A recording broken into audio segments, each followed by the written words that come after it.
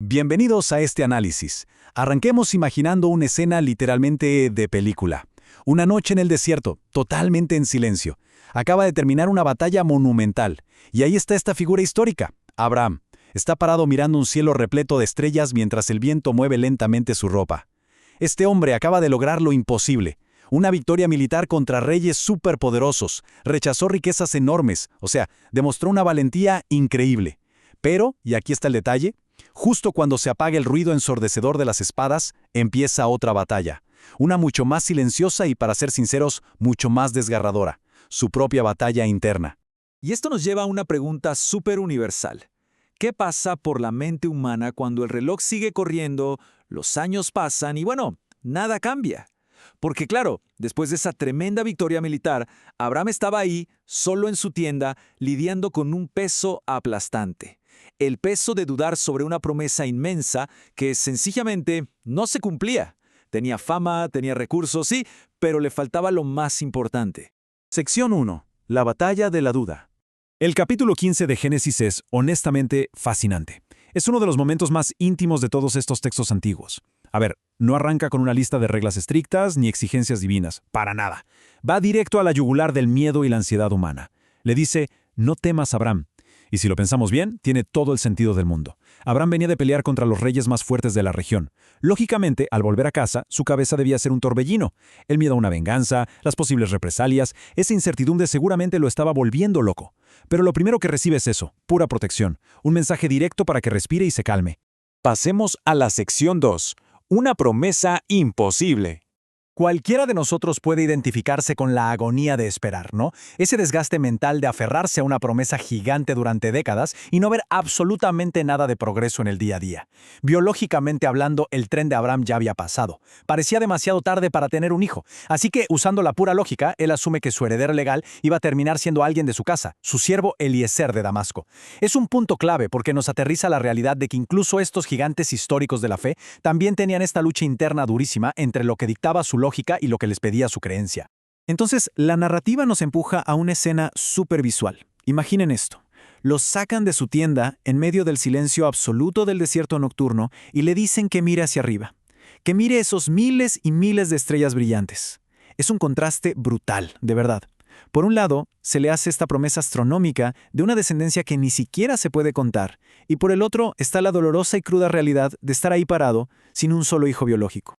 Y aquí, justo aquí, está el punto de inflexión. Este texto antiguo nos lanza un versículo que lo cambia todo. Nos aclara que la fe, al menos en esta historia, no es una especie de magia que te borra las dudas de la cabeza, ni significa tener todas las respuestas claras. Para nada. Se nos muestra como una decisión. Una elección firme y consciente de creer que termina siendo más fuerte, mucho más fuerte, que todas esas dudas que seguro seguían dándole vueltas en la cabeza. Lo que nos lleva a la sección 3. El misterio del pacto antiguo. Inmediatamente después de recibir esa promesa sobre la tierra de Canaán, Abraham nos vuelve a mostrar su lado más humano y honesto. Pide una garantía. Básicamente dice, ok, pero ¿cómo sé que esto va a pasar? Y de repente, la historia toma un giro loquísimo hacia un ritual histórico que hoy en día nos parece rarísimo. Le piden reunir una becerra, una cabra, un carnero, una tórtola y un palomino. Una lista muy específica, ¿verdad? Bueno, el dato curioso aquí es que este tipo de listas y rituales coinciden casi a la perfección con unos documentos súper antiguos llamados tratados de vasallaje hititas. Eran las prácticas que usaban en el antiguo Medio Oriente para sellar acuerdos que, literal, tenían un peso irrompible. Para dimensionar bien la magnitud de lo que está pasando, miremos los pasos exactos del procedimiento. Agarraban a los animales grandes, los partían justo por la mitad y ponían un pedazo frente al otro, haciendo como una especie de pasillo. Suena súper gráfico, y lo es. Pero hay que entender que en esa época esto no era violencia aleatoria, era un procedimiento legal sumamente formalizado. Era la forma más seria y vinculante de firmar un contrato en el antiguo cercano Oriente. Básicamente, en la antigüedad, caminar por el medio de esos animales cortados era mandar el mensaje más visceral posible. Era la garantía máxima. Una parte le estaba diciendo a la otra mirándola a los ojos, si llego a romper este pacto, que me pase exactamente lo mismo que a estos animales. O sea, era un compromiso literal, de vida o muerte. No había vuelta atrás. Y mientras todo este escenario de sangre se está preparando, la tensión en la historia se va a las nubes. Cae un sueño profundísimo sobre Abram, acompañado de una oscuridad súper densa, casi aterradora. Y es justo ahí, en medio de esa oscuridad, donde se le revela un futuro bastante complicado. No iba a ser un camino de rosas para nada.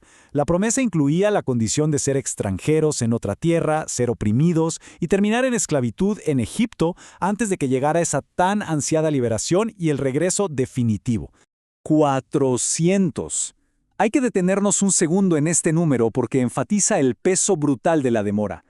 Estamos hablando de un lapso asombroso de 4 siglos completos de esclavitud.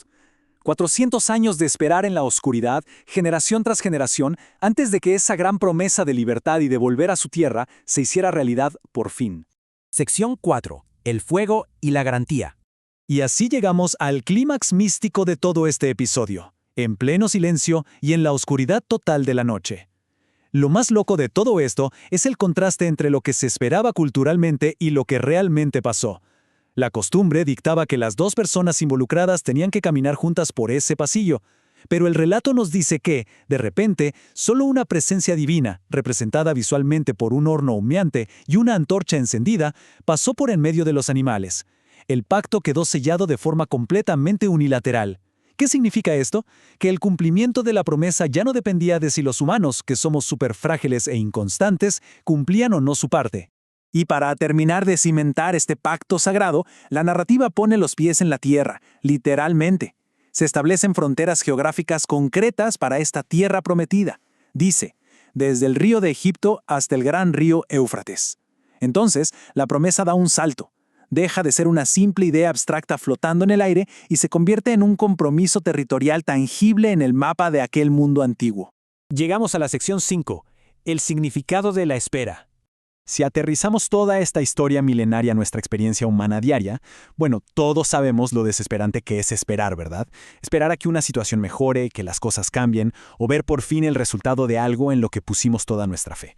Cuando estamos en esos periodos largos y oscuros donde lógicamente parece que estamos estancados, esta narrativa nos deja una lección clarísima. El silencio no significa ausencia. Que algo se demore no significa que haya sido olvidado. Nos sugiere que, tras bambalinas, se está desarrollando un trabajo súper profundo, aunque nuestros ojos todavía no puedan percibirlo. Hay cosas que simplemente llevan su tiempo. Y para cerrar este análisis, vale la pena dejarnos una pregunta rebotando en la cabeza. Si asumimos que una demora no es necesariamente una negación definitiva, ¿cómo cambia eso nuestra forma de ver la espera? Al analizar cómo estos personajes históricos lidiaron con promesas aparentemente imposibles y con pausas larguísimas donde no pasaba absolutamente nada, inevitablemente empezamos a cuestionar nuestra propia relación con la paciencia, con el tiempo y con nuestras expectativas. ¿Cómo se aprende a confiar en algo que todavía no podemos ver? Definitivamente es una idea muy poderosa para reflexionar. Gracias por acompañarnos en esta exploración de una de las narrativas más fascinantes y humanas de la historia antigua.